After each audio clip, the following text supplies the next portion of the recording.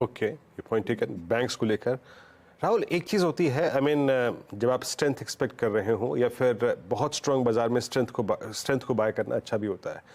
कभी कभी वीकनेस को बाय करना भी एक पुल बैक के पर्सपेक्टिव से अच्छी रणनीति होती है। ये सवाल मैं सिर्फ केंद्रित इसीलिए कर रहा हूँ, मतलब आपकी तरफ, क्योंकि ये सीरीज का पहला दिन है।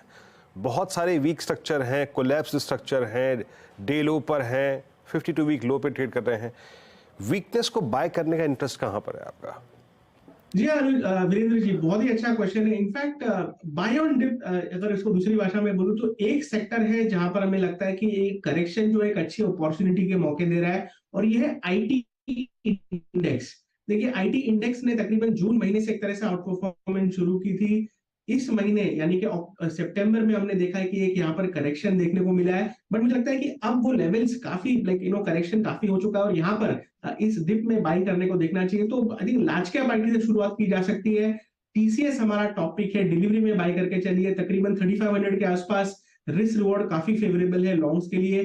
3450 का आई थिंक एक स्टॉप लॉस रहेगा, और मुझे लगता है कि अगर आप अगले 3-4 महीने का व्यू रखें तो मैं सरप्राइज नहीं रहूंगा ऊपर में 3800 4000 रुपीज तक के भी टारगेट टीसीएस में देखने को मिले। तो बाय ऑन डिप की रणनीति आई थिंक आईटी में लेकर चलनी चाहिए। लार्ज कैप आईटी से शुरुआत करके चल सकते हैं, एक बार रिवर्सल कंफर्म हो जाता है उसके बाद मिड कैप आईटी में भी ध्यान दिया जा सकता है। ओके, लार्ज कैप आईटी और मिड कैप आईटी पर ध्यान दिया जा सकता है। दो लार्ज कैप स्टॉक्स पर आपका व्यू जानना चाहूंगा राहुल। एक तो रिलायंस जो लगातार तंग कर रहा है मार्केट को, और दूसरा लार्सन एंड ट्यूब्रो जो काफी स्ट्रांग बना हुआ है।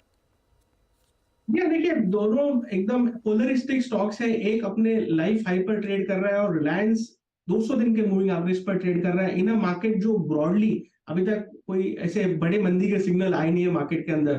तो देखिए, मेरा तो मानना सिंपल है कि जब एक इंडेक्स हैवी वेट आपको एक ऐसे बड़े एवरेज के आसपास मिले, तो द प्रोबेबिलिटी और ऑड्स यहाँ पर एक बाउंस बैक आने के काफी स्ट्रॉन्ग रहते हैं। तो मुझे लगता है कि एक छोटा स्टॉप लॉस लगाकर, यानी कि 20, यहाँ से अगर परसेंटेज वाइज बात करो तो 2% का स्टॉप लॉस लगाकर रिलायंस को लिया जा सकता है।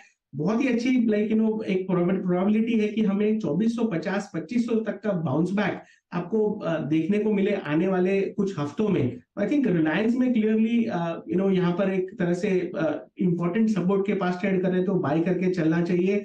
जहां तक एलएनटी का सवाल है, आई थिंक यहाँ पर हमारे जो ट्रेडर फ्रेंड्स है वो यहाँ पर इंटरेस्टेड रहेंगे, बिकॉज मोमेंटम अभी भी एलएनटी में जरा भी थका नहीं है। इनफैक्ट कल के करेक्शन के बावजूद एलएनटी में हमने देखा कि एक नया हाई लगा है, इनफैक्ट हाईएस्ट क्लोजिंग देखने को मिली है। तो 3000 के ऊपर रिलायंस एलएनटी के अंदर जो बायस है वो बिल्कुल पॉजिटिव है। यहाँ पर मोमेंटम जो ट्रेडर्स है वो यहाँ पर पार्टिसिपेट करके चल सकते हैं। मेरे हिसाब से टारगेट यहाँ पर लगाना मुश्किल होगा, लेकिन डायरेक्शन क्लियरली अप है। और जहां तक रिलायंस का सवाल है, आई थिंक जो बार्गेन इन्वेस्टर्स है जो एक अच्छे मार्केट में एक अच्छा स्टॉक लोअर प्राइस पर देखना चाहते हैं, तो यहाँ पर एक 200 दिन के आसपास चलता हुआ स्टॉक है जो कि एक छोटे स्टॉप लॉस के साथ यहाँ पर बाय करने की रहेगी यहाँ पर रिलायंस। एक आखिरी सवाल, मिड कैप्स में क्या स्टॉक्स आपको इंटरेस्टिंग लग रहे हैं समय राहुल जी? देखिए अनुज जी, मिड कैप में मैं पीएसयू बैंक्स के साथ जाना चाहूंगा। अब union bank, central bank, in fact UCO bank, ये ऐसे छोटे टियर 2 टियर 3 स्टॉक्स है पीएसयू बैंक्स में।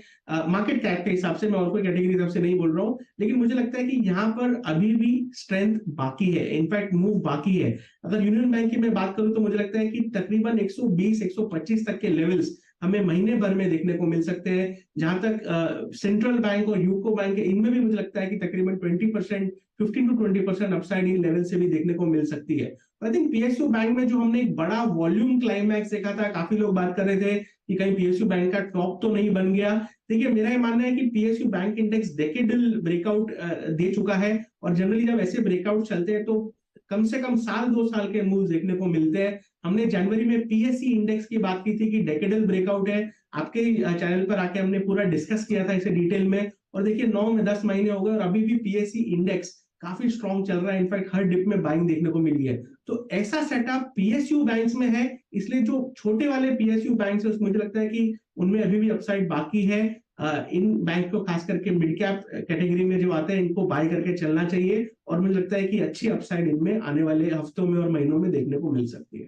ऑलराइट राहुल जी, बहुत बहुत शुक्रिया आज हमारे साथ जुड़ने के लिए और हमसे बात करने के लिए। गौरव बिस्सा, आपका भी बहुत बहुत शुक्रिया आज हमारे साथ जुड़ने के लिए चैनल पर और अपने कॉल्स देने के